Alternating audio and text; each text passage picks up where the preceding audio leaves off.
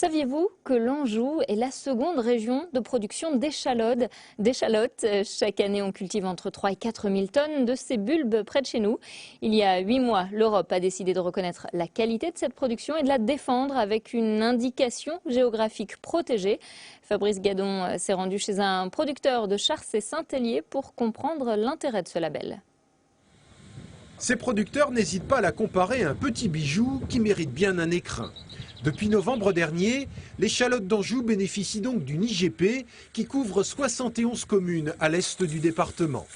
Une trentaine de producteurs ont décidé de s'inscrire dans cette démarche de qualité qui les oblige en particulier à respecter un cahier des charges relativement strict. Le reste, c'est la nature qui s'en charge, avec un terroir angevin qui apporte sa petite touche finale à ce produit.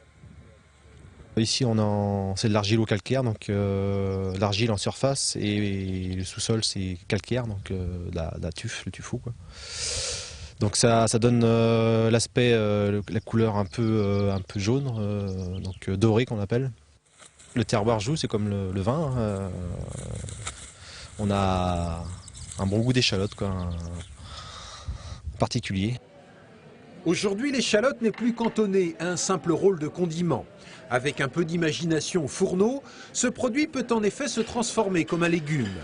Les spécialistes vous diront qu'elle révèle alors des saveurs surprenantes.